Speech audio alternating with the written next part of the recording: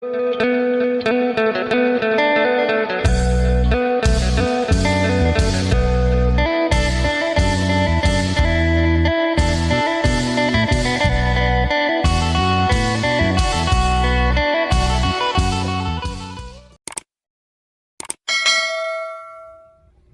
สบายดีและสวัสดีพ่อแม่พี่น้อง FC กันเมื่อสุขูสุคน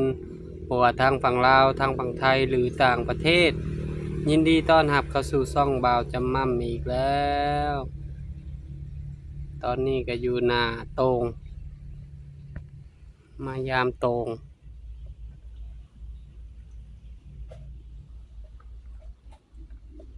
ปลาบ้วนอยู่มาเบิ่งว่าปลาจะลงหรือบ่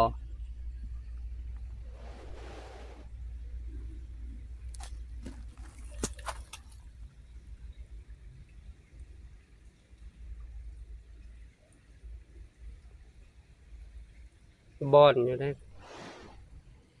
มันเข้าหลืบหินหมด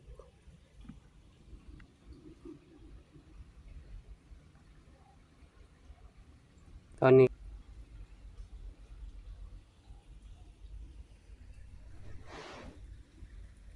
ไปยามกันเลยพ่อแม่พี่น้อง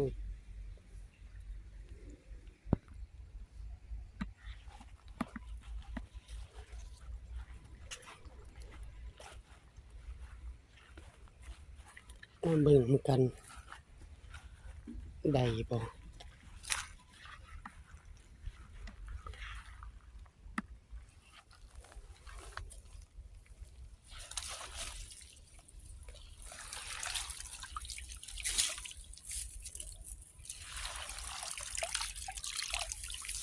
ปูกระปูกุ้งปลาซิวปลาขาวกำลังลงปลากำลังลงอยู่มันลุ้นว่ามื้อนี้คนจะตกบ่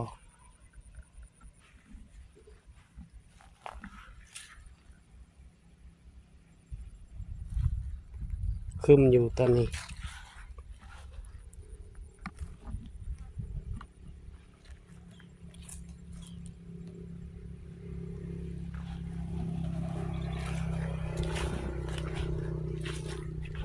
ปลาเฒ่าคูนคือเก่าถ้าเพิ่นขวดทานปัจจุบันก็จะขวดทานซอยเพิ่น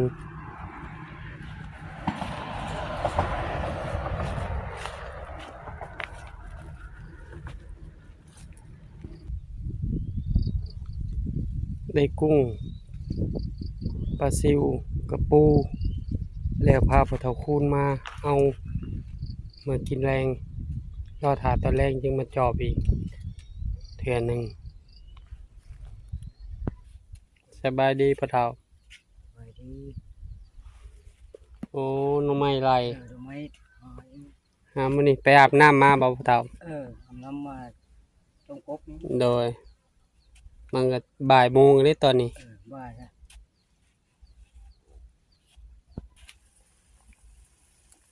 เพิ่นต้มกบพยายามยัดกระปูกัดเจ้า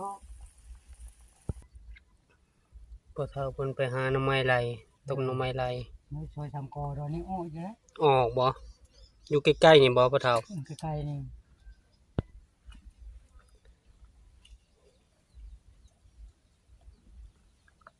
เอ้าคือฝนสิตกเจ้าเบิ่งมื้อแรงมื้อโดยบ่พากู้มื้อแล้วเฮาเที่ยวบางทีตกเป็นอันนี้นั่นโดยเที่ยวไปจอบเอาถือคู่ไปบัดแล้วเจ้ากินข้าวแล้วเฮาสิพาไปได้กุ้งหลายเติบได้อันนั้นก็น่าไปพู้นแหละแรง แรงก่อนแรง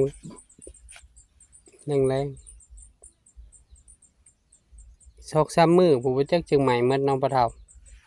บ่ไหม้ดอกเบื้องนั้นคือสิบ่ใหม่แล้วพุ่นมื้อแรงผมก็ยังไหม้ตัวนั้นเปิดมาแล้วอ๋อตัวนี้ก็มันปลายนั่นน่ะโดยมันไหม้แล้วล่ะยังอัดไหม้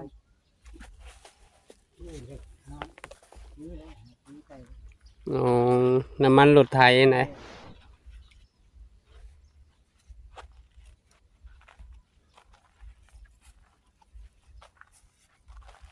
ยามเบิ่งเมื่อกี้นี่ได้เห็นปลารสกับปลาซิวกับกุ้ง กุ้งเสยได้อยู่ได้ตำ ตอนแรกๆพยายามซื้อตอนแรก โดย ๆไปเอาไปเยอะอันนั้นเอาสะเลาครับแม่แล้วก็ โดย อัดติยันมันจงใจมันแมลงนี่มันจะตกชอมเบิ่งแล้ว โดย โดย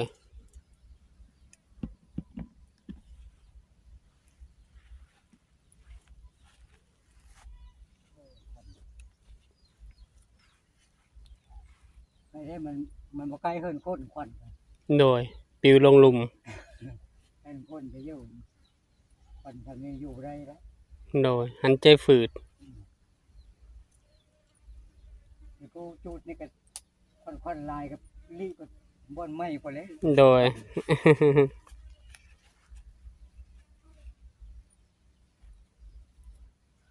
ยังว่าฝนตกให้นะกว่าว่ะ ช่วงตอนแรกแล้วเอานี่มัน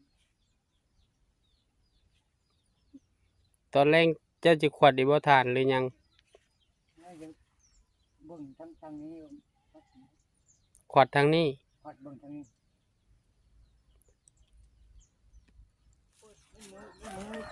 แรงพวกมันไหม้มานี่เลยไหม้อยู่พบ โดย ยังใหม่บ่คัก มืดมือพุ่นละ โอ้มัดมือกูแล้วก้อนนี้ก็โดนตัวนี้ก็มัดมือค้ำเป็นไงไม่ โดย นะฮะตายแล้วมาไม่ โอ้ แห้ง พอเฒ่าพักผ่อนกินข้าวมื้อแรงเฮาจึงพยายามตรงพอได้กิน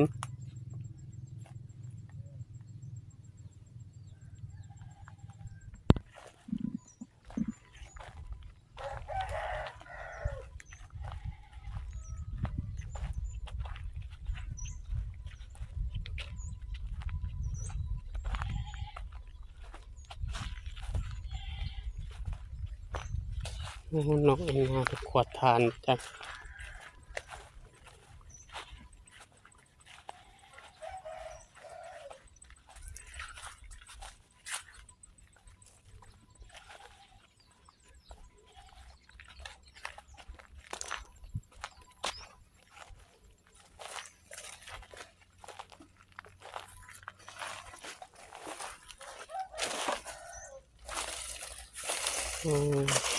สบายดีน้องเอ็นนา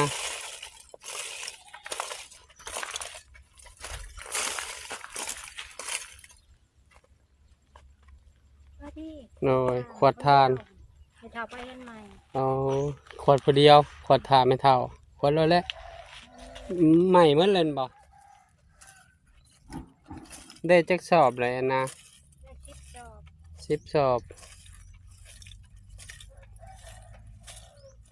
จะกินข้าวเที่ยงแล้วบ่ ที่ละ กินกับหยัง ชิมู ซีนหมูอ๋อบ่ค่อยมีไม้ใหญ่ไปไดน้องสาวเอ็นนามีแต่ไม้น้อย น้องตุนก็กินข้าวกับหมูนั่นละเจ้าเฮ็ดเองบ่ ที่เท่าขโมยกัน อ๋อเจ้าปิ้งบ่ สิ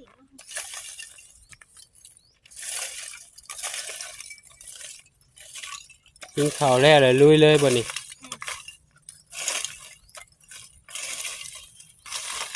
บ่ได้รดน้ำฝนตกใส่ดับหมดเลยเนาะ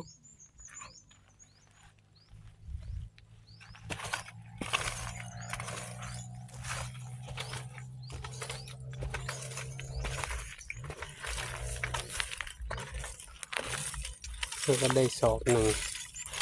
ไปทางหลังโอ้เจาะทางกลางก่อนบ่ไอ้นาจึงเจาะง่าย กลางปัดหมดเลย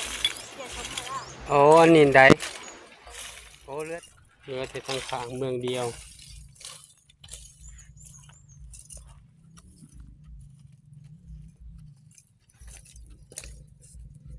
ไม่บ่ใหญ่ปานใดโอ้ขวดทานแล้วแหละออกไปเบิ่งเฮือนใหม่น้ำไปกับแม่เฒ่า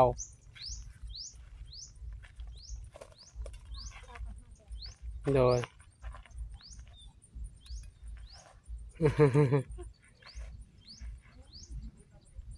ก้าวบ่ได้จักสอบชาวนานี่เหลือแต่ทั้งข้างเมืองเดียวนี่ แต่ ได้ตามขีดจอบนี่ละ เอ่อบ่ฮอด20สอบบ่รวมหมดนี่20ปลาย โอ้โหควัดหมดละ อ อ๋อ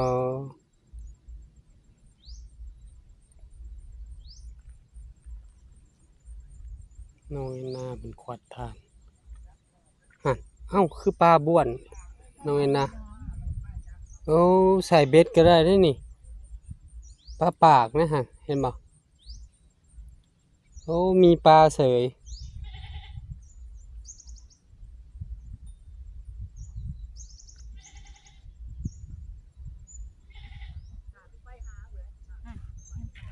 โอ้ปักเบ็ดเอาให้ตุ่นได้เอาอันนั้นด้วงคูณน่ะมาสิ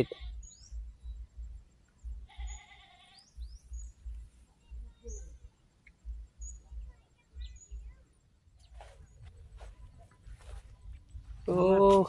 ไปเท่า เลย คนกบกับหน่อไม้นี่แหละ เลยกินเลยปลาเท่าปนกบปลาเท่าปนเอง ปนกบ ปลาเท่าก็กินเผ็ดอยู่เนาะ เพชรเลย มักกินเผ็ดอยู่ เพชร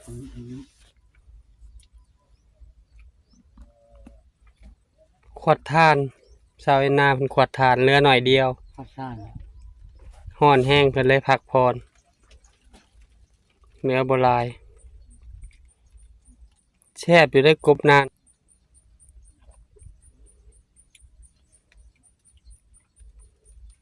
ครบลงเรื่อยๆเนาะ ลง บ่อนห้าง บอนเฮาใส่ฮะลงปะเท่า ลงเรื่อย คันแบบว่ามาอีกรอบ2เฮายันถึกเอียนอยู่เจ้าเฮ็ดถึงได้กินเอียนซุนะ ต้ม ต้มปิ้งก็แซ่บบ่เอียน แช่วิว เฮาบ่ได้กินจักเทื่อเลยปะเท่าบ่ฮู้ว่าซีนเป็นอะไร แช่ไป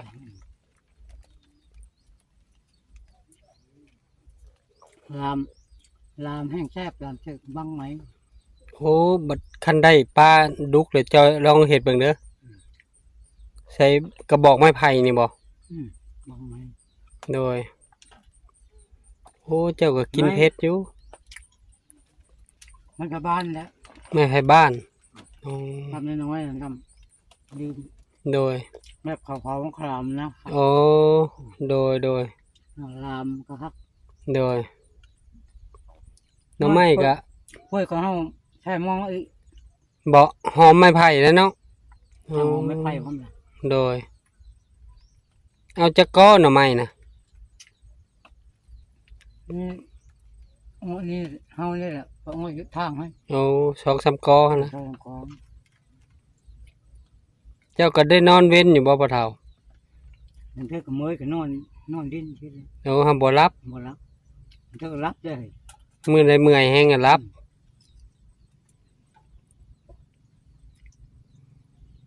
แล้วเมย โดยแทบและป่นกบกับต้มหน่อไม้อยู่บ้านก็หากินนั่นนี่บ่ปะเฒ่า มากินนี่แหละ โอ้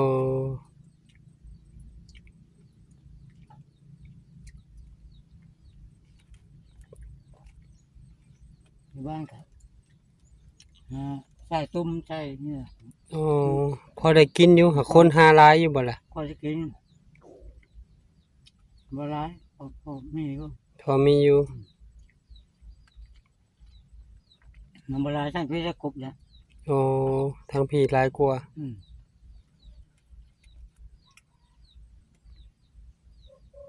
ปลาร้าย แถวบ้านเจ้ามีผาย นี่ปลาเขาป้านเลย โอ้ ปลาโหย โดย แต่เพียงหน้าไปแล้วก็เขาป้านหน้าไปนั่นเขาป้าน โอ้ ปลาหลาย โดย ขึ้นทำให้หน้านะร้าย โอ้ มันลุ่งกู โดย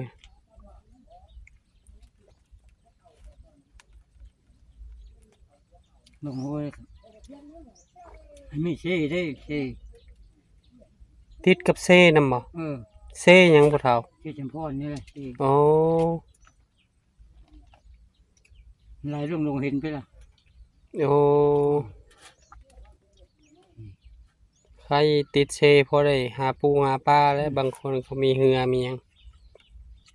ไหลมอง เออไม่มองใช้เบ็ดก็ได้ อยู่บ้านนะอยู่ผู้เดียวบ่อยู่กับหลาน ลูก ลูกจักคนลูกบ่เฒ่า สาม 3 คนเรียนจบมันแล้วบ่หรือว่าอยู่ไทย มันใหญ่มาแล้ว โอ้ เอาเมย์มด โอ้เอาลูกกับผัวหมด อืม บางคนก็ไปอยู่น้ำลูกน้ำเมีย เนาะเรายังก็ไปเรื่องการพุ่น โอ้เฮียนบ่ มาไปให้การ อ๋อ ให้การจังหน้าเบิ่งให้ป้ายโฆษณา โดย ป้ายเขาเฮ้เขาติเขาให้ป้าย ปลายใหญ่ๆนั้น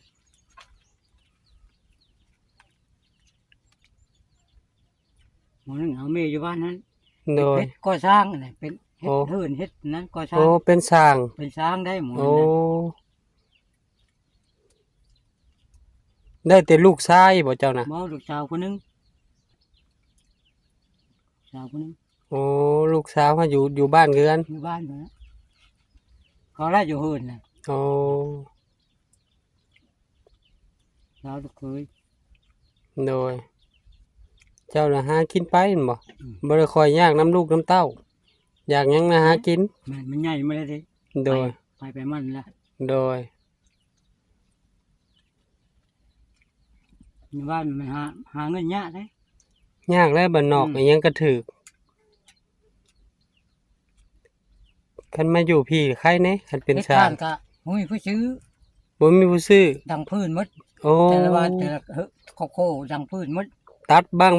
งเลยใส่กล้องตารางอ่ะบ่ อืม ที่ว่าเขาเลี้ยงไว้อ่ะ เขาเล่นไว้แม่นำนั่น โอ้ นะให้เขาก็ดังตัวนั้น โอ้เงินกับบ่ค่อยได้ใช้ มันไม่เลย หากินแบบธรรมชาติเนาะ มันนะ อ๋อหาปูหาปลาใส่ หาปลา หาหน่อไม้ยามเฮ็ดก็หาเฮ็ด นั่นได้ โอ้พอแต่ได้กินนั่นแหละ อืม กินไปวันๆเนาะพ่อเฒ่า โอ้เฮาก็ยังบ่เห็นบ้านใจจักเทื่อคันนั้นมื้อใดจะเมื่อก่อนขี่รถจักรเมื่อนำขี่รถไถเฮาขี่รถจักรก็โตทางเข้าปั๊มน้ำมันน่ะบ่ใกล้วัดมหาโชค คุณแล้ว บ้านยังก็บ้านพ่อเฒ่า บ้านวิ่ง บ้านเวียง บ้านเวียงคำหัวหาดนี่บ่ บ้านวิ่งไส้ เวียงไส้โอ้ กายหังกะมันจมหาดฮอดบ้านแล้วล่ะ โดยโอ้ออกทางผีเลยก็ได้ โอ้ทางพี่เลยก็ได้นะ เคยออกไปทางเทื่อเดียวแหละไปทางนั้น ออกทางเลข10 เออ ดนเลยได้พอเราเหมือน10 ปีแล้วบ่ อืม มันยังบ่จือดอกมัน ถึงจะไปชื่อแล้ว พาพ่อเฒ่าไปแต่เก่า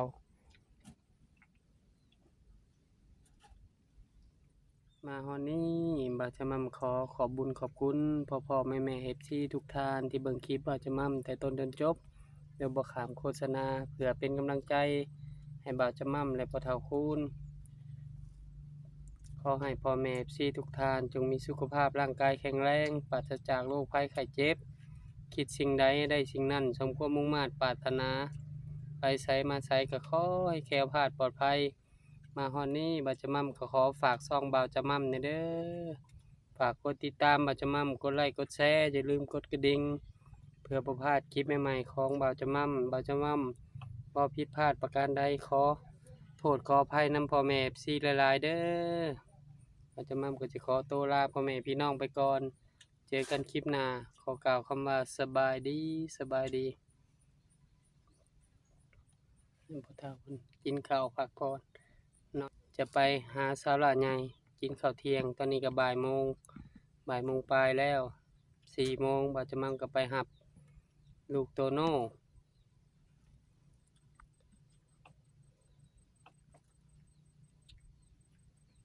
สบายดีพ่อเฒ่า สบายดี โดยสบายดี